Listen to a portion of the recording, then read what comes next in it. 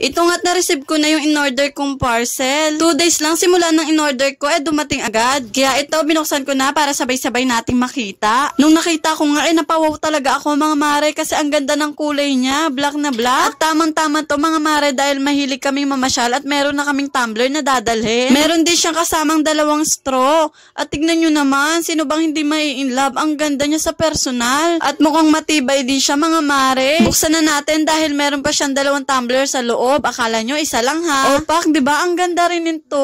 Buksan pa natin dahil yung pinakamaliit nasa loob. Ang syala talaga nito, mga mare. O, diba? Legit na 3-in-1 at ang gaganda. Meron din pala silang pa-free sticker. O, diba? Ang cute. Naganap nga rin pala ako ng tumbler sa mall at ang isang piraso 200 plus na. Buti na nga lang at nakita ko to dito sa TikTok. Grabe, ang laki ng nales ko. Nabili ko nga pala to dito sa TikTok ng 124 lang dahil nakaabot ako sa sale nila. At isa pa, free shipping din. Sinubukan ko nga rin palang amoyin mga mare and guess what? Walang amoy. Sobrang perfect, diba?